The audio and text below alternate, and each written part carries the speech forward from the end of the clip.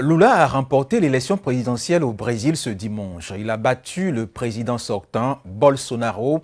Occasion, mesdames, messieurs, de revenir sur le parcours de cette figure de la gauche, ancien cireur de chaussures, devenu métallurgiste, également président de la République. Clap de fin pour la présidentielle brésilienne dimanche dernier, donc 30 octobre. L'ex-président Lula a remporté le scrutin face au président sortant, Bolsonaro, au terme d'une campagne particulièrement virulente. Nous allons, mesdames, messieurs, vous présenter bien sûr le long parcours de la figure de la gauche brésilienne et qui a fêté ses 77 ans il y a quelques jours. Il y a encore quelques mois, personne n'aurait imaginé que Luiz Inácio Lula da Silva, dit Lula, se battrait à nouveau pour briguer la présidence de son pays face à Bolsonaro. Né le 27 octobre 1945, huitième et dernier enfant d'une famille d'agriculteurs pauvres du nord-est du Brésil, Lula a 7 ans lorsqu'il a émigré avec sa famille vers l'État de Sao Paulo pour échapper à la misère.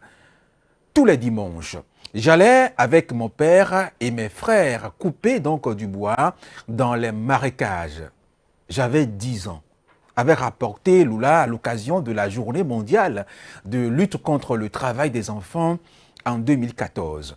Il a aussi raconté qu'il était un cireur de chaussures, puis teinturier, alors qu'il n'avait que 12 ans. Ouvrier métallurgiste à 14 ans, il a perdu l'auriculaire gauche dans un accident de travail. 7 ans plus tard, alors qu'il n'a que 21 ans, il a décidé de rentrer au syndicat des métallurgistes et il a fini par en devenir le président en 1975. C'est d'ailleurs lui qui a été une importante figure des gauches grèves, des grandes grèves plutôt, de 1979. En pleine dictature militaire, qui a duré donc de 1964 à 1985. Excellent orateur. Lula a cofondé en 1980 le Parti des travailleurs avec l'ambition de représenter au mieux la classe ouvrière.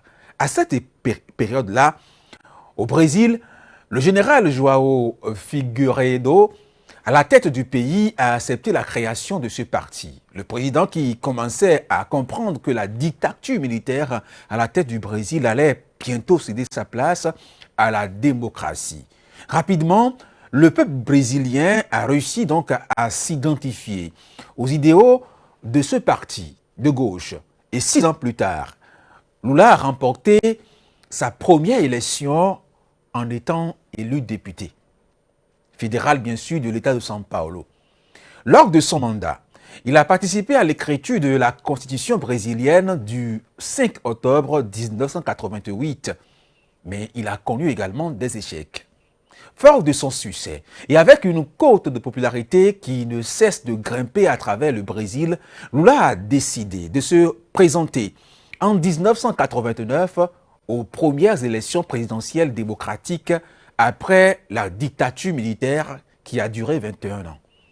Il a échoué de peu, 53,01% contre 47% face à Fernando Collor de Mello, et qui a remporté, lui, les élections. 4 ans plus tard, la défaite sera totale face à Fernando Henrique Cardoso, 54% contre 27%. Et puis, en 1998, il a fini par s'incliner lors de sa revanche entre les deux hommes, 53-31%. Lors de ce troisième échec, Lula a compris que son discours, perçu comme trop radical par les élites du pays et une partie de la classe moyenne, était un frein pour sa course à la présidence.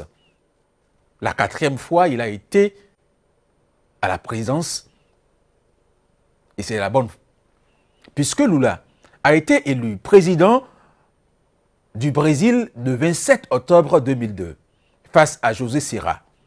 Il a pris fonction le 1er janvier 2003, premier chef de l'État brésilien issu de la classe ouvrière, il a mis en œuvre d'ambitieux programmes sociaux. Grâce à ces années au pouvoir, des années de croissance sont portées et par le boom également des matières premières. Source des 2 mandats, la bonne forme du Brésil. Et sous ces mandats 2003 à 2010, près de 30 millions de Brésiliens sont sortis de la misère. Lula a aussi incarné un pays qui s'ouvrait sur le monde et a conféré au Brésil une stature internationale avec l'attribution du mondial de football en 2014 et des Jeux olympiques de Rio de Janeiro en 2016. Mais encore, des pages noires de l'histoire de Lula l'attendaient. Puis tout a basculé. Après ces succès, après ces grandes réussites, tout a basculé. Quand il a été rattrapé par les méandres de l'enquête Lavage Express, un gigantesque réseau de pots de vin autour de la compagnie pétrolière publique Petrobras. L'affaire a rapidement constitué le plus grand scandale de corruption de l'histoire du Brésil. Ce scandale a provoqué la chute de Lula. Le 12 juillet 2017, le juge Sergio Moro a condamné Lula à 9 ans et 6 mois de prison pour corruption et blanchiment d'argent. Il a été accusé d'avoir reçu donc un appartement au bord de la mer en échange de contrats pour une entreprise de bâtiment. Finalement, il a passé 580 jours derrière les barreaux avant d'être libéré le 8 novembre 2019. Lula est ainsi redevenu président ce dimanche au terme d'un scrutin très serré. Il a battu de justesse le président d'extrême droite et sortant Bolsonaro à 50,83% contre 49,17% selon les résultats officiels quasi définitifs. Salut Lula, mesdames, messieurs, c'est tout.